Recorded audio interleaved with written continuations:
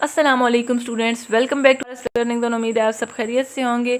आज हम डिस्कस करने जा रहे हैं lesson number 40 educational psychology PSY 406 final term series में। प्लेलिस्ट मौजूद है हमारे चैनल पर जिसमें लेसन नंबर 23 से 45 तक हमारे जो लेक्चर कंप्लीट हो जाएंगे, जितने हो गए हैं वो उस प्लेलिस्ट में मौजूद हैं। और भी काफ़ी फ़ायदे हैं, ENG के फ़ायदे हैं। ENG 501 टू ENG 520 तक जितनी भी प्रिपरेशन फाइल्स हैं वो भी चैनल पर मौजूद हैं। स्टैंडर्डाइज टेस्टिंग क्या है? यहाँ पर हमारे पास स्टैंडर्डाइज टेस्टिंग 1। आज बच्चों हमने इसमें बात करेंगे कि किस तरह टीचर स्टूडेंट्स की परफॉर्मेंस को मैयर और एवेल्यूएट करते हैं। हमने ये इस चीज़ में पढ़नी है, इवेल्यूएशन और मैयरमेंट।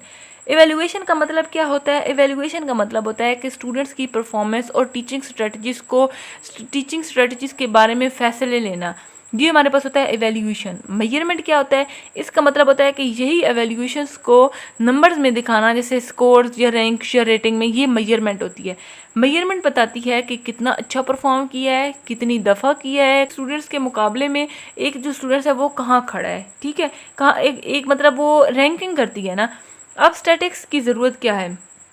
यहाँ पर हमारे पास स्टैटिक्स है। इवेल्यूएशन और मेजरमेंट के लिए थोड़ी सी स्टैटिक्स की समझ ज़रूरी होती है ताकि नंबर्स को ठीक से समझ सकें। अब यहाँ पर हमारे पास आता है स्टैंडर्डाइज टेस्ट। स्टैंडर्डाइज टेस्ट क्या है?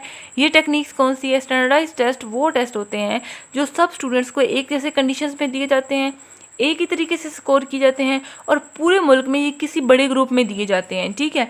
यानी जो स्टैंडर्ड प्रोसीजर्स होता है वो टेस्ट बनाना, टेस्ट लेना, उसके बाद स्कोरिंग करना, रिजल्ट और रिपोर्ट करना, ठीक है। स्टैंडर्ड मेथड ऑफ डेवलपिंग कौन से हैं? Administering the test, scoring it and reporting the score and all employed. ये वाला आपके पास है। Why do test scores mean? अब टेस्ट स्कोर्स का मतलब क्या है? इसका मतलब है कि जब स्टूडेंट्स का रा स्कोर मिल जाता है, यानी कि सही जवाब की तादाद मिल जाती है, तो उसको बाकी स्टूडेंट्स के स्कोर्स के साथ कंपेयर किया जाता है। कंपैरिजन के लिए कुछ इंपॉर्टेंट टर्म्स हैं जो कि मीन्स, मीडियन और मोड है, ठीक है, कंपैरिजन के लिए। अब मेजरमेंट ऑफ सेंट्रल टेंडेंसी आप पढ़ लें तो मेजरमेंट ऑफ सेंट्रल टेंडेंसी में क्या है कि जो मीन है वो सब स्कोर्स का जो एवरेज होता है, यानी सब स्कोर्स को जोड़कर डिवाइड कर देते हैं टोटल स्टूडेंट्स से। ये टिपिकली स्कोर दिखाता है जो ज़्यादा स्टूडेंट्स ने लिया होता है। मीडियन क्या है? मीडियन होता है मिडल स्कोर, जो स्कोर बीच में आता है। जब स्कोर्स को छोटे से बड़े में अरेंज करते हैं तो जो बीच में आता है उसको मीडियन कहते हैं। मूड कौन सा है? मोस्ट फ्रीक्वेंट स्कोर है, यानी कि वो स्कोर जो सबसे ज़्यादा जो सबसे ज़्यादा मरतबा आता है उसको। स्टैंडर्ड डेविएशन क्या है? कितनी वेरिएशन है, कितना वेरिएशन है। अगर डेविएशन ज़्यादा है तो स्कोर्स अलग अलग बिखरी हुई हैं, ठीक है। Percentile rank scores, types of यहाँ पर आ रही हैं हमारे पास स्कोर्स की। परसेंटाइल रैंक स्कोर्स और standard scores. Percentile rank score क्या है? ये बताता है कि आप कितने स्टूडेंट्स से बेहतर हैं।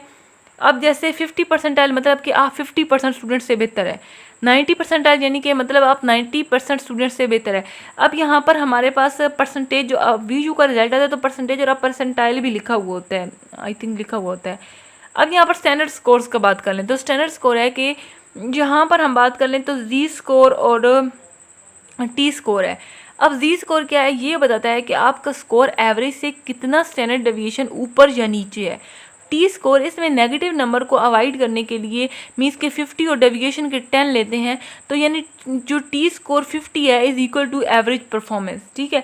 T score is the standard score with a mean of 50 and standard deviation of 10। दस अ T स्कोर ऑफ 50 यानी कि जो T स्कोर 50 है ना is equal to average performance. यहाँ पर हमारे पास एक है स्टेनाइन स्कोर, ये आपके पास इंपॉर्टेंट है MCQs के लिए भी। शॉर्ट क्वेश्चन इसको ज़रा समझ लें। स्टेनाइन स्कोर, इसको अगर आप निकालें स्टैंडर्ड 9, अगर थोड़ा सा इकट्ठा निकालें तो स्टेनाइन। स्टेनाइन जो है ये वर्ड निकला है स्टैंडर्ड 9 से, यानी कि स्कोर्स को 1 से 9 तक कैटेगरीज में डिवाइड कर देते हैं। हर नंबर एक वाइड रेंज को दिखाता है। ये स्कोर्स को जनरल जो उसकी टर्म्स है ना उसमें समझने में मदद देता है। तो आज हमने इस चैप्टर में क्या पढ़ा कि मीन्स, मीडियन और मोड और स्टैंडर्ड डेविएशन स्कोर्स को एनालाइज करने में हेल्प करता है। Percentile rank, Z score, T score और स्टेनाइन स्कोर कंपैरिजन को आसान बनाते हैं। ये सब टीचर्स को स्टूडेंट्स की परफॉर्मेंस को बेहतर समझते हैं और डिसीजन लेने में मदद करते हैं। अब यहाँ पर अगर हम देख लें कि इंपॉर्टेंट क्वेश्चंस कौन से बन रहे हैं। पहला हमारे पास क्वेश्चन है स्टैंडर्डाइज टेस्ट क्या होते हैं। स्टैंडर्डाइज टेस्ट वो होते हैं जो स्टूडेंट्स को एक ही हालत में दिए जाते हैं, एक ही तरीके से दिया जाता है, एक ही तरीका होता है इसका लेने का। स्कोरिंग और रिपोर्टिंग सभी एक स्टैंडर्ड प्रोसीजर के मुताबिक होते हैं। ये हमारे पास है स्टैंडर्डाइज टेस्ट। मीन और मीडियन क्या है? मीन है कि जब स्कोर्स को एवरेज होता है या टोटल स्टूडेंट्स की तादाद होती है उसका मीन्स कहते हैं। यानी कि जो सारे स्कोर्स का एवरेज है ना, उसको टोटल स्टूडेंट्स की तादाद से डिवाइड करके जो मिलता है वो मीन है। और मीडियन क्या है, वो स्कोर होता है जो बीच में आता है जब स्कोर्स हम छोटे से बड़े में अरेंज कर रहे होते हैं। परसेंटाइल रैंक क्या है, परसेंटाइल रैंक स्कोर वो है कि परसेंटाइल रैंक बताता है कि आप कितने स्टूडेंट से बेहतर परफॉर्म कर रहे हैं। स्टैंडर्ड डेविएशन क्या है, स्टैंडर्ड डेविएशन है कि बताता है कि स्कोर्स एवरेज से कितने बिखरे हुए हैं, ठीक है। ज़्यादा डेविएशन का मतलब होता है कि स्टूडेंट्स के स्कोर्स में बहुत ज़्यादा फ़र्क है।